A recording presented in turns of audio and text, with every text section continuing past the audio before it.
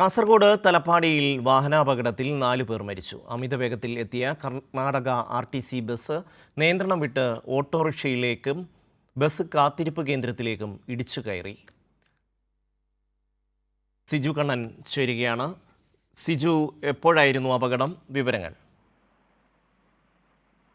ഷമി, അല്പസമയം മുമ്പാണ് അപകടമുണ്ടായത്. കേരള കർണാടക അതിർത്തിയായ തലപ്പാടിയിലാണ് വാഹനാപകടമുണ്ടായത്. കർണാടക RTC ബസ്സാണ് അപകടത്തിൽപ്പെട്ടത്. അമിത വേഗത്തിലെത്തിയ വാഹനം നിയന്ത്രണം വിട്ട് ഒരു ഓട്ടോറിക്ഷയിൽ ആദ്യം ഇടിക്കുകയായിരുന്നു. അതിനുശേഷം ബസ് കാത്തിരിപ്പ് കേന്ദ്രത്തിലേക്കും ബസ് ഇടിച്ചു കയറി. ഇങ്ങനെയാണ് അപകടമുണ്ടായത്. 4 പേർ ഈ അപകടത്തിൽ മരണപ്പെട്ടു എന്ന വിവരമാണ് ഇപ്പോൾ പ്രാഥമികമായി ലഭിക്കുന്നത്. ബസ് കാത്തിരിപ്പ് കേന്ദ്രത്തിൽ നിരവധി പേരുണ്ടായിരുന്നു. മറ്റൊരാളുടെ നില കൂടി ഗുരുതരമാണ് എന്ന വിവരമാണ് ഇപ്പോൾ ലഭിക്കുന്നത്.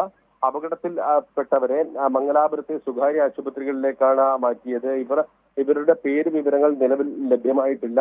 വലിയ അപകടമാണ് കേരള കർണാടക അതിർത്തിയായ കർണാടകയിൽ ഉണ്ടായിരിക്കുന്നത്. മരിച്ചവരുടെ പേര് വിവരങ്ങൾ നിലവിൽ നമുക്ക് ലഭ്യമാകുന്നേയുള്ളൂ. മംഗലാപുരത്തെ സ്വകാര്യ ആശുപത്രിയിൽ നിന്ന് ഇവരുമായി ബന്ധപ്പെട്ട വിവരങ്ങൾ ശേഖരിച്ചു വരികയാണ്. വലിയ അപകടമാണ് കർണാടക കേരള അതിർത്തിയിൽ ഉണ്ടായിരിക്കുന്നത്. കർണാടക RTC ബസ്സാണ് അപകടത്തിൽപ്പെട്ടത്. സിജു, എങ്ങനെയാണ് ഈ ബസ് ഈ രീതിയിൽ അപകടത്തിന് കാരണമായത്? എന്താണ് സംഭവിച്ചത്?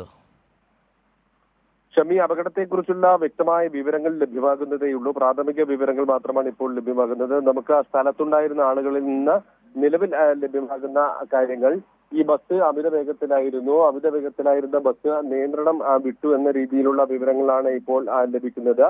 ആ ബസ് നിയന്ത്രണം വിട്ട ശേഷം ആദ്യം ഒരു ഓട്ടോറിക്ഷയിലാണ് ഇടിച്ചത്. ഓട്ടോറിക്ഷയിൽ ഇടിച്ച ശേഷം പിന്നീട് അതിനടുത്തുള്ള ബസ് കാത്തിരിപ്പ് കേന്ദ്രത്തിലേക്ക് ഇടിച്ചു കയറിയെന്ന വിവരമാണ് ലഭിക്കുന്നത്. അപകടത്തിന്റെ മറ്റ് വിവരങ്ങളെ കുറിച്ച് കൃത്യമായി കാര്യങ്ങൾ ഇപ്പോൾ വ്യക്തമാകുന്നില്ല. തുടർന്ന് നമുക്ക് ഈ വിവരങ്ങൾ കൂടി ശേഖരിക്കാൻ കഴിയും. സിജു കണ്ണനാണ് വിവരങ്ങൾ നൽകിയത്.